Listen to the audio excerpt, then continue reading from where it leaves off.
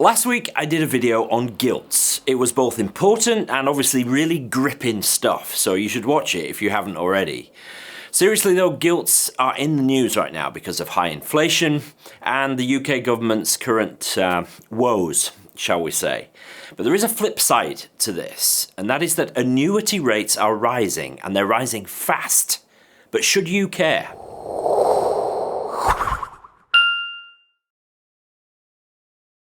Hi and welcome back to the channel. My name is Pete Matthew and I'm a chartered financial planner based here in the UK. And if you're approaching retirement, you really should care about gilt prices and annuities because they could form part of your retirement income. Let me explain. Let's first define what an annuity is. And an annuity is simply a guaranteed income, usually paid for life. You hand over a sum of money to an insurance company and they give you an income in return. Quite simple, really. Your capital is gone, you've handed it over, but you have a guaranteed risk-free income for life or for however long you've chosen.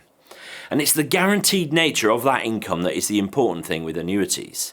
I talk a lot on this channel about managing pension drawdown funds and investment principles and stuff, but there's always risk involved with that, and annuities are guaranteed. By the way, as a brief aside, if you're in the US watching this, an annuity is a different thing there than it is here in the UK. So what are the factors involved in annuity rates? Well, annuities used to be much more popular than they have been for the last 10 years or so, and the biggest factor has been annuity rates. That's the amount of income you get in return for every £1,000 of fund that you hand over, say. And these rates have been low for ages. And on top of that, pensions became much more flexible in 2015, making the relatively inflexible nature of annuities less appealing. When you come to buy an annuity, there are loads of factors that go into the rate that you are offered by the annuity company.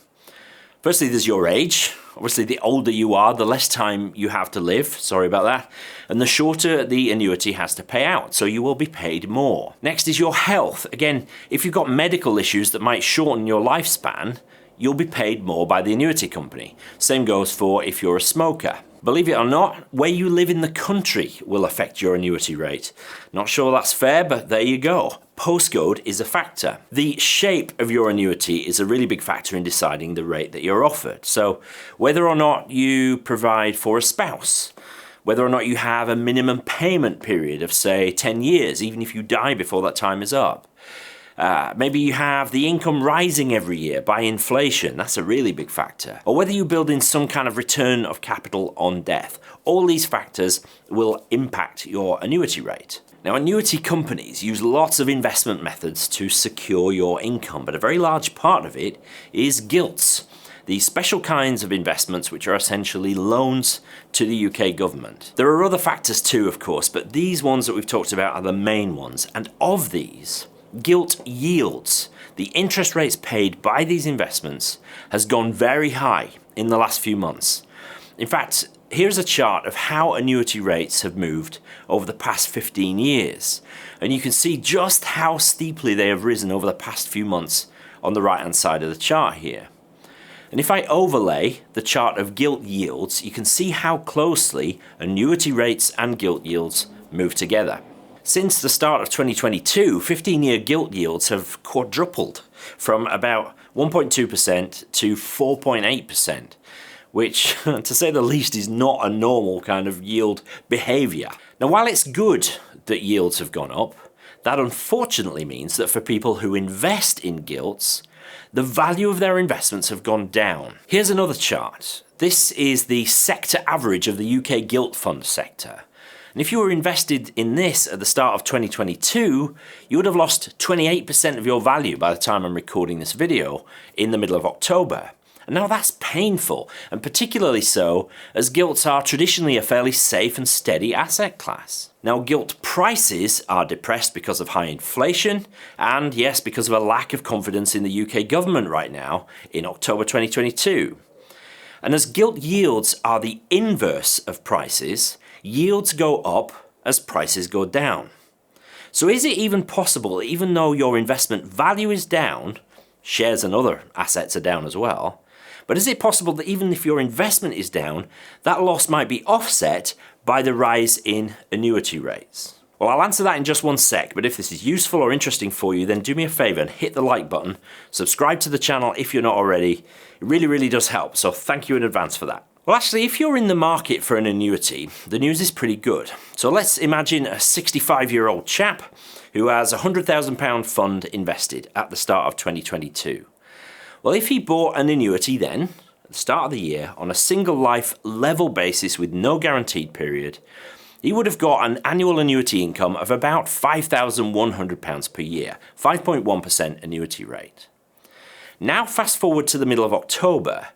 If he was invested in gilts, his fund is now only worth £71,890, nearly 30% off, which sucks, let's face it.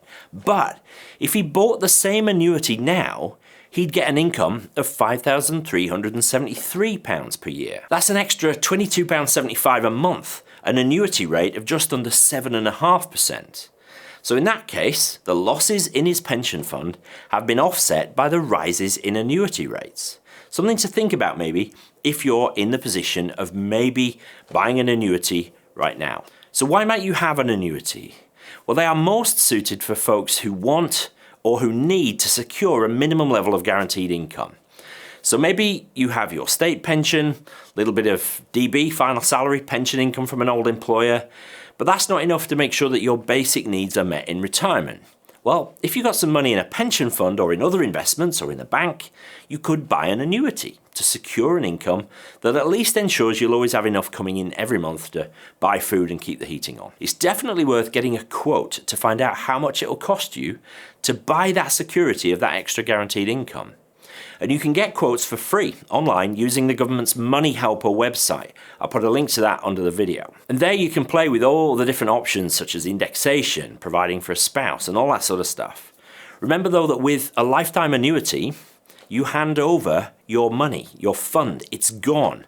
So unless you build in some kind of return on capital when you die, you'll never see that money again. If you do build in a return on capital on death, that will significantly reduce the income that you'll get paid. But you can run the numbers for this on the Money Helper site and see if they stack up. So I'm going to do a bit of a comparison video next week on annuity versus drawdown. I've done that fairly recently, but I think some things have changed. So I want to help you with the factors that might make you choose one over the other.